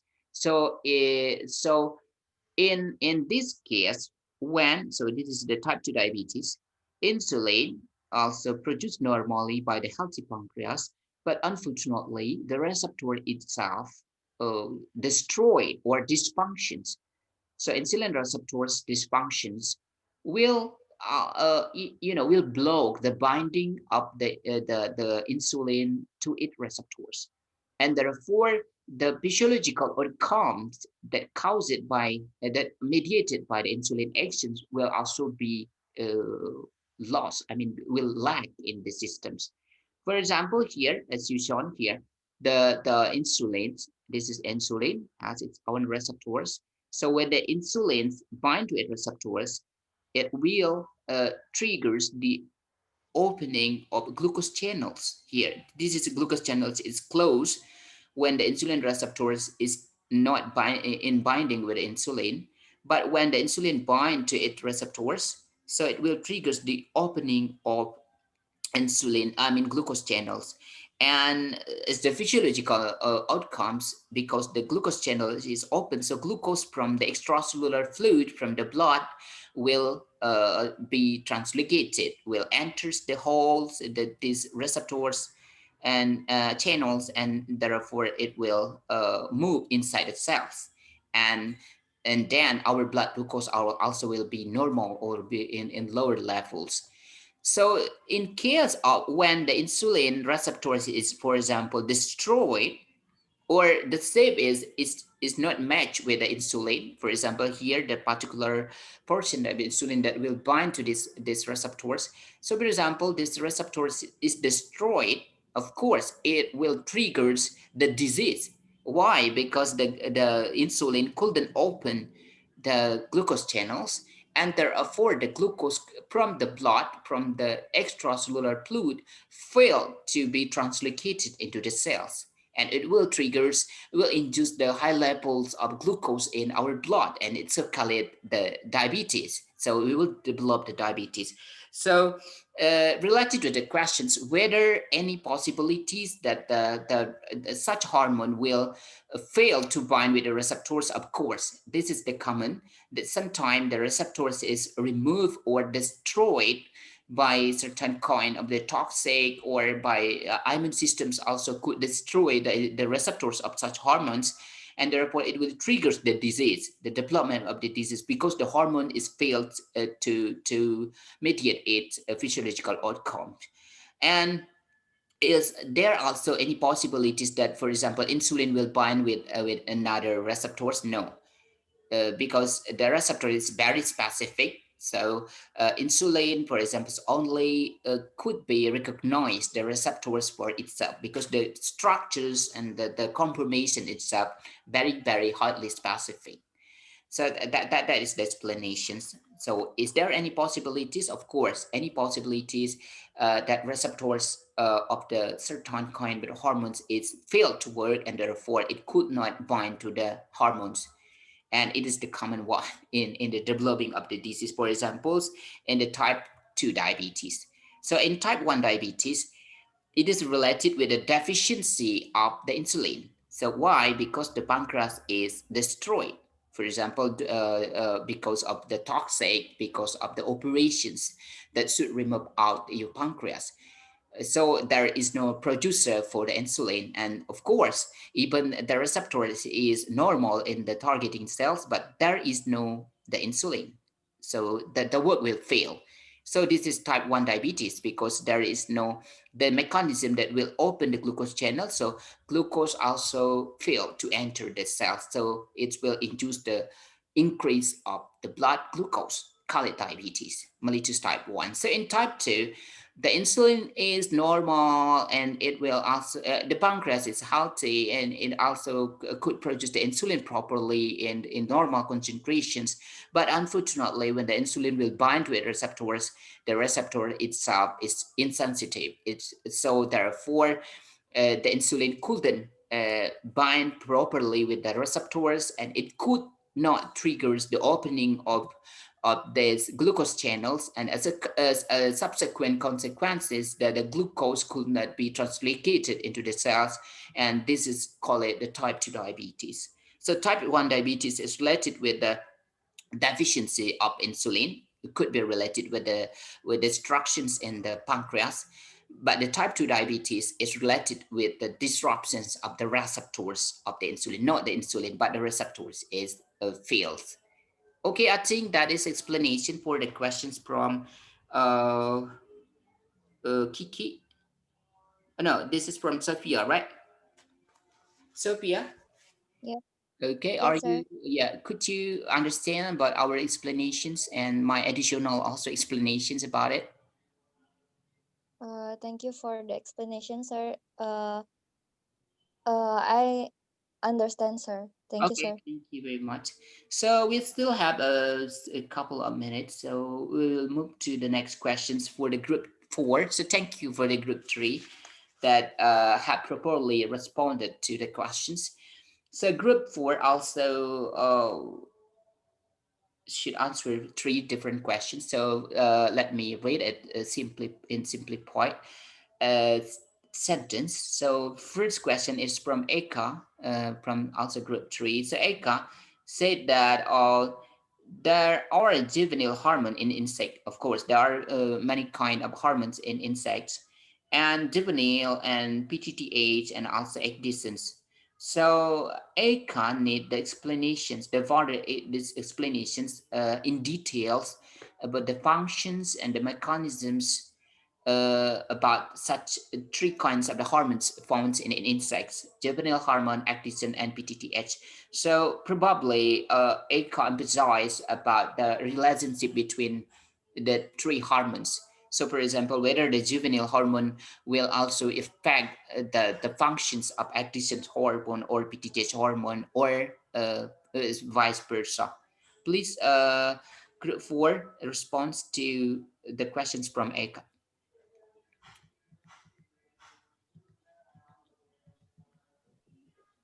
Yes, sir. Tiara will answer Eka's question.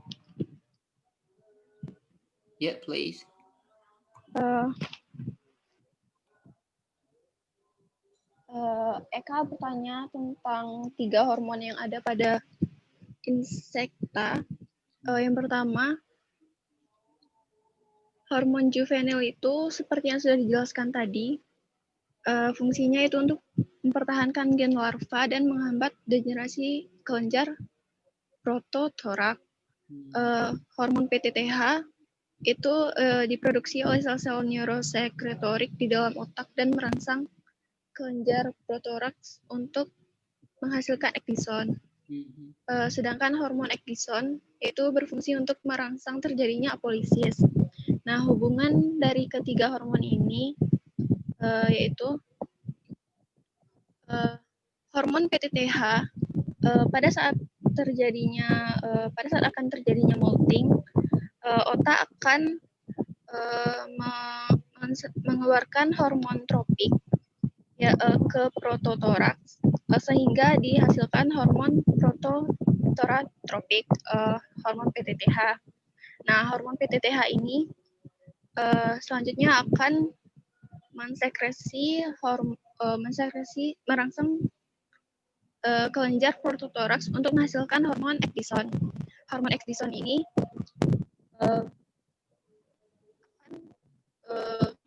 berfungsi untuk merangsang terjadinya apolisis, yaitu pergantian kulit. Hormon ekdison ini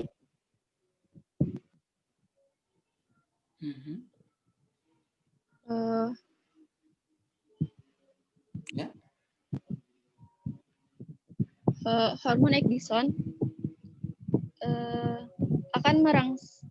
akan merangsang pertumbuhan dan menyebabkan epidermis si larva ini mensekresikan kutikula baru yang akan menyebabkan dimulainya proses pengelupasan kulit atau molting. Nah, terus kemudian pengaruh hubungan antara hormon ekdison sama hormon juvenil, yaitu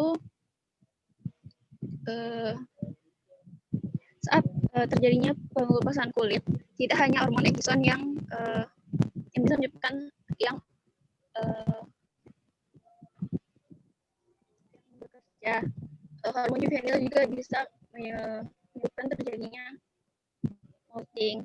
Hubungannya itu, jika konsentrasi hormon juvenil relatif lebih tinggi daripada hormon ekdison, maka akan merangsang perkembangan larva dan mencegah proses pembentukan pupa. Namun akan mencegah proses pembentukan larva jika serangga mengalami molting tanpa adanya hormon juvenil, maka hewan tersebut akan berdiferensiasi menjadi imago atau bentuk dewasanya. Kemudian jika hormon juvenil ini lebih menurun atau sedikit, seperti yang sudah saya jelaskan tadi, akan terjadi pembentukan pupa. Dan jika hormon juvenil tidak ada, maka akan terjadi pembentukan imago.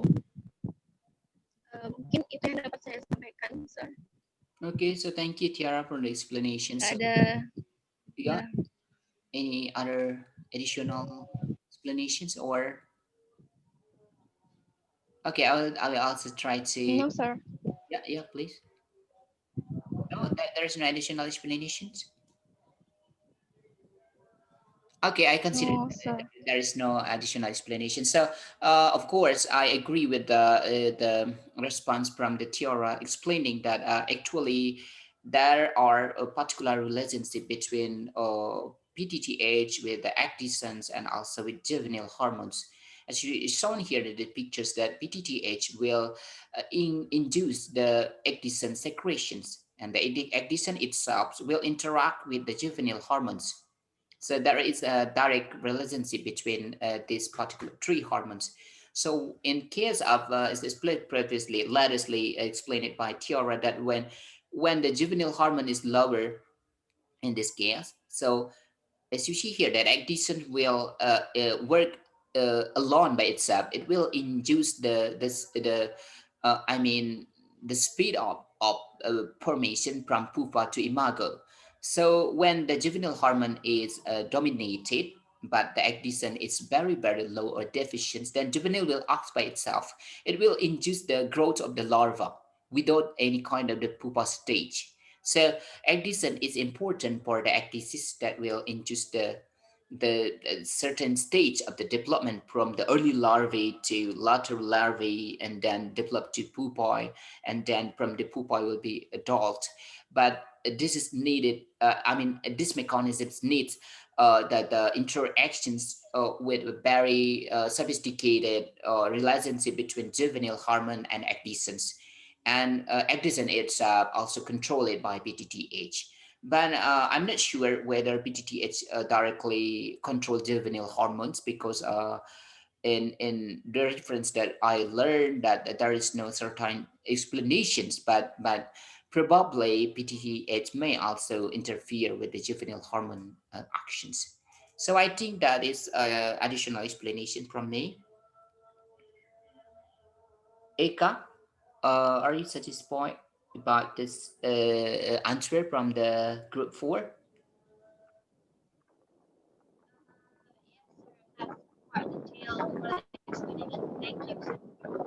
Okay, we consider that because we cannot clearly hear the voice. So next we'll move to the second question from the Kiki. So Kiki asks about the interactions between the hormones and the nervous system in vertebrates. It's shown before that, for example, the receptors for the estrogen or testosterone found in the brains, and also elabella from the kidney could also act on the neurons. So the Kiki's question is, what is the relationship between the hormones and the nervous systems? So in regulating process in the body. So how it can be, whether the hormonal system and nervous system can work synergistically, or do they work antagonistically in episode, for example, like inhibitions and activations. So please respond with this Kiki's questions. Okay, sir. I, Melania, will try to answer. Yeah, please. Okay. From Kiki's question about what is relations between hormone and nervous system. Jadi saraf itu kan merupakan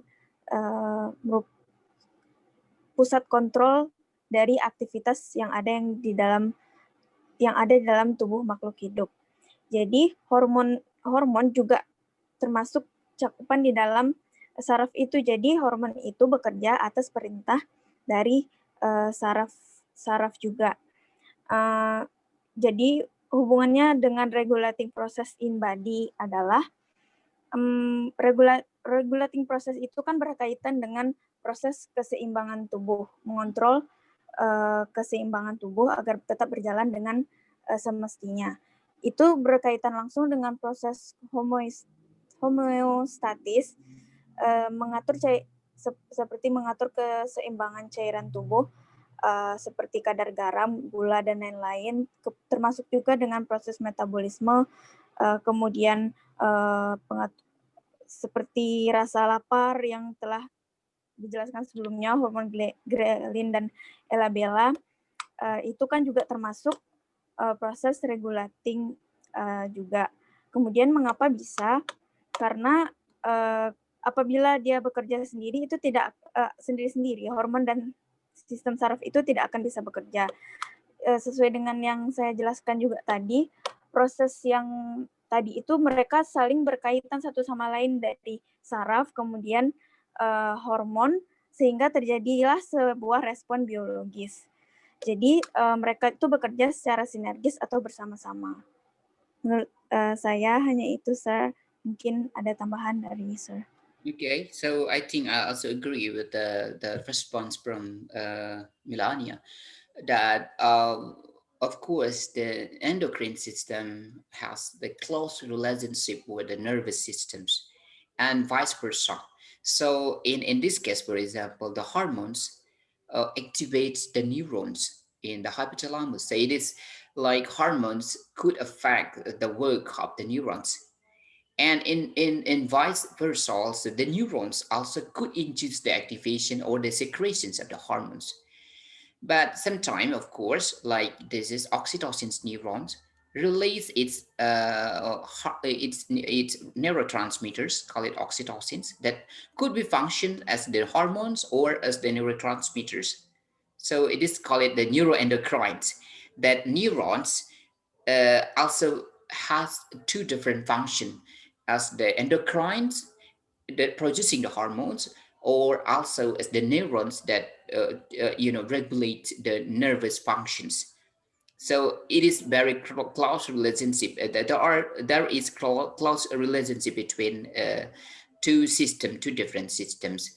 And in many cases, for example, when you are under the stress, like probably I will show you about this one, for example. No.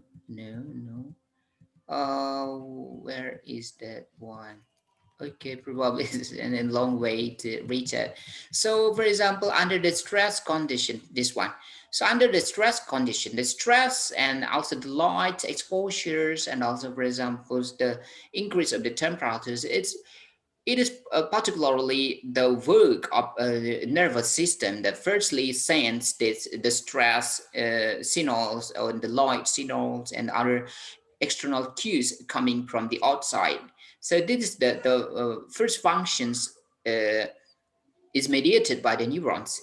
But then the activations of the neurons will then induce the activations of the endocrines, including hypothalamus and the anterior pituitary, and therefore then our adrenal cortex glands, this is the endocrine, will produce the cortisols. And this is one of the explanations that both the neurons and the endocrine could work synergistically, and they also working together in order to regulate our physiological systems to be stable in the homeostasis state.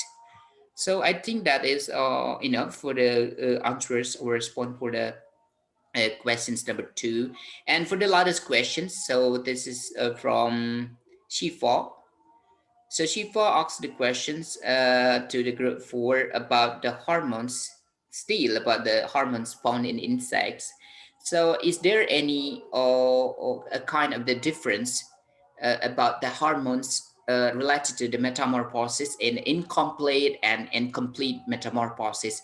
For example, whether the hormones working in the metamorphosis process of a butterfly will be different with the hormones that work in the metamorphosis of incomplete types in grasshopper, for example. So please respond with this largest questions. Who will be as the responder for these questions?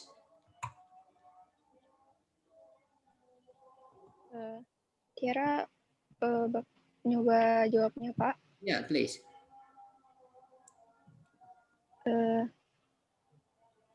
Apakah ada bedanya antara hormon yang mempengaruhi metamorfosis pada hewan yang mengalami metamorfosis tidak sempurna sama sempurna?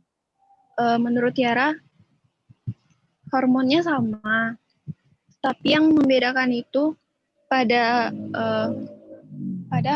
hewan yang mengalami metamorfosis tidak sempurna,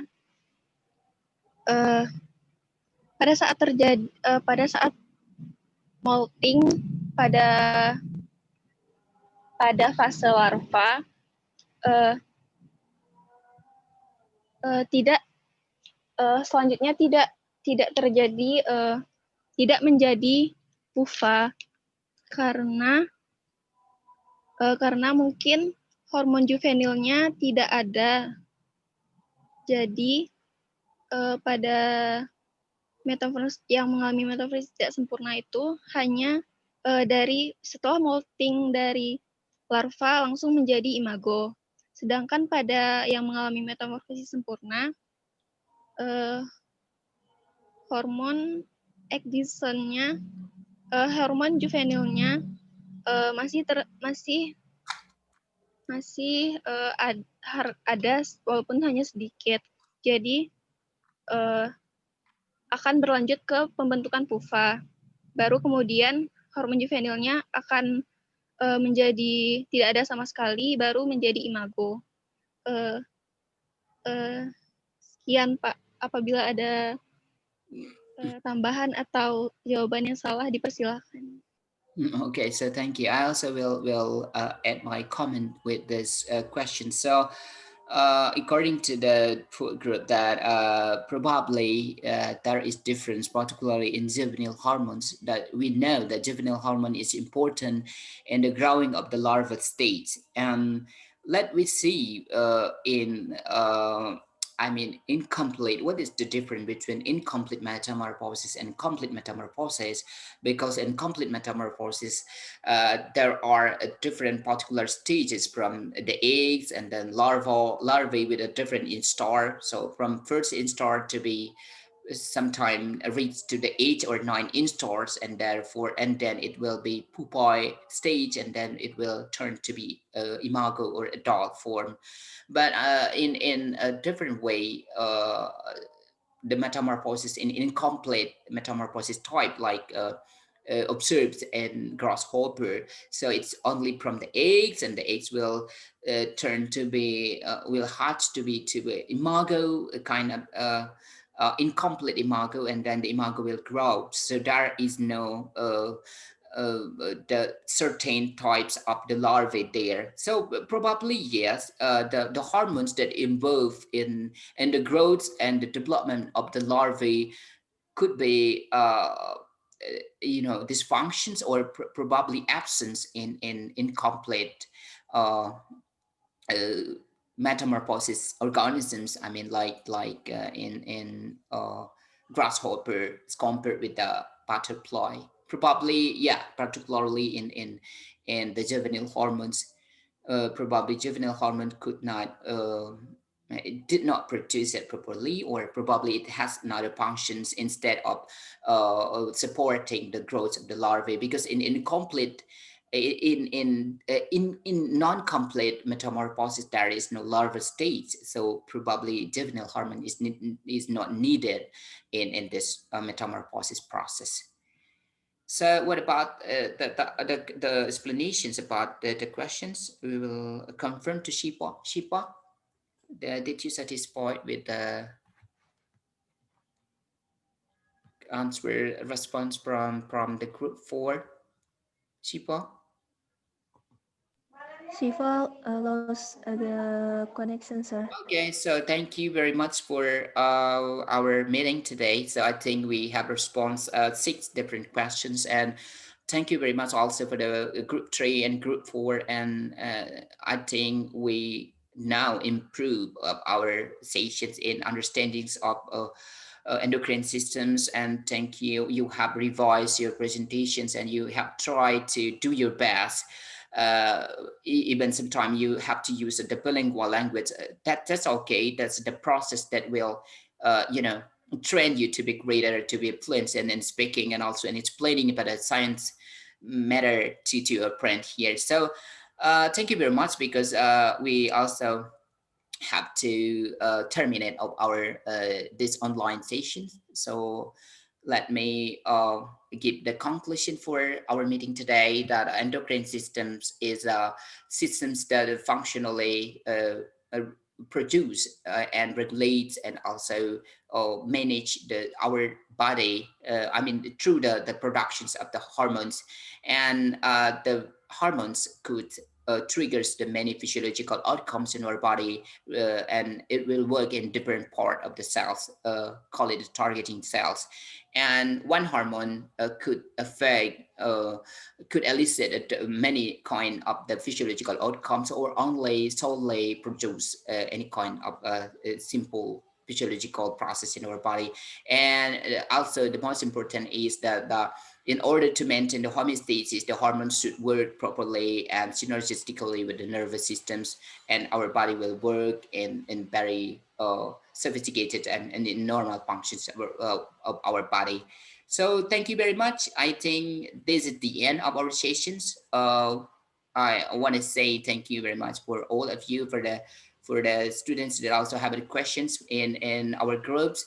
And in further, if you have any further curiosity or something that we need to explain, you can ask directly in our groups related to today's topic, and then we will continue to discuss through the online in our group in WhatsApp. So thank you very much. Assalamualaikum warahmatullahi wabarakatuh. Waalaikumsalam warahmatullahi wabarakatuh. Thank you so much, Thank you, sir. sir. Thank you, sir. Yeah. Sir.